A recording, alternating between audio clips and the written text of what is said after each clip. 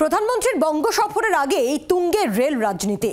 আমন্ত্রণ পেলেও শুক্রবার মেট্রোর উদ্বোধনে যাচ্ছেন না মুখ্যমন্ত্রী। তৃণমূল সূত্রে খবর, ভিন রাজ্যে বাঙালি হেনস্থা ও বাংলার প্রতি বঞ্চনার কারণে অনুষ্ঠানে না যাওয়ার সিদ্ধান্ত নিয়েছেন মমতা বন্দ্যোপাধ্যায়। রাজ্য শাসক দলের বিরুদ্ধে পাল্টা রাজনীতির অভিযোগে সরব বিজেপি।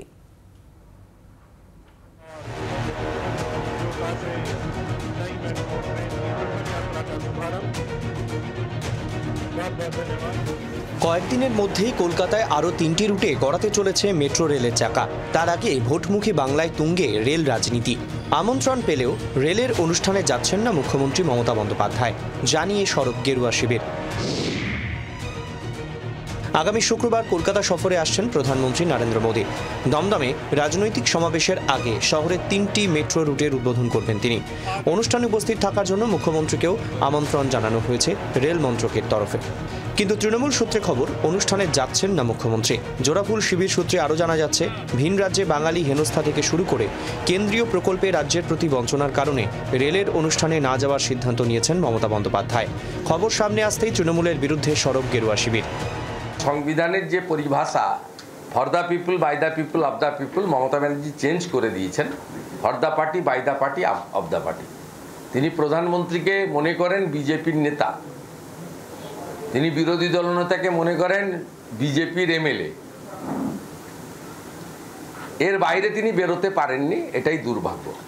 পশ্চিমবঙ্গ হচ্ছে একমাত্র জায়গা যেখানে মেট্রোতে 100% কন্ট্রিবিউশন হচ্ছে সেন্ট্রাল গভর্নমেন্টের রেল মিনিস্ট্রি, রাজ্য সরকারের কোনো কন্ট্রিবিউশন থাকে না। তারপরেও সেখানে মুখ্যমন্ত্রীকে আহ্বান জানানো হয়েছে। অথচ কিছুদিন আগে গরিবের বাড়ি এরকম একটা নাম দিয়ে মাননীয় মুখ্যমন্ত্রী নিউ টাউনে বাড়ি প্রকল্প উদ্বোধন করলেন। অথচ তার মধ্যে আমি হিসেব দিয়ে দেখিয়েছি ওর মধ্যে কেন্দ্রের টাকা আছে। প্রধানমন্ত্রীকে ডাকা হয়নি বা সম্পর্কিত মন্ত্রী তাকে ডাকা হয়নি। তৃণমূলের পাল্টা দাবি, মেট্রো প্রকল্পগুলিকে সামনে রেখে রাজনীতি করছে বিজেপি। মানুষকে নতুন করে বোঝাতে হবে না যে কে বাংলার উন্নয়নটা করছে। আজকে রেলের একটা উন্নয়ন, একটা মেট্রো রেলের কাজ করে বিজেপি সরকার বোঝাতে চাইছে তারাই যেন বাংলায় সব কাজ করছে। কার টাকায় করছে? বাংলার মানুষের টাকা নেই তাতে। এই আস্ফালন ভালো নয়। রাজ্যে সরকারি কোনো অনুষ্ঠানে শেষবার মোদী ও মমতাকে একসঙ্গে দেখা গিয়েছিল ভিক্টোরিয়া মেমোরিয়াল হলে। 2021 সালে 23শে জানুয়ারি নেতাজি সুভাষচন্দ্র বসুর 125তম জন্মজয়ন্তী অনুষ্ঠানে অবশ্য বিতর্ক এড়ানো যায়নি।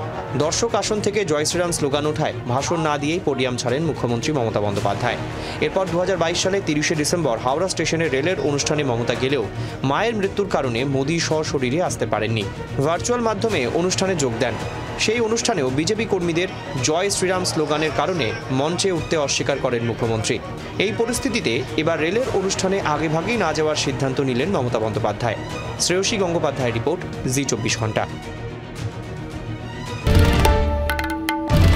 বাংলার আওয়াজ, বাঙালির আবেগ, জি 24 ঘন্টা।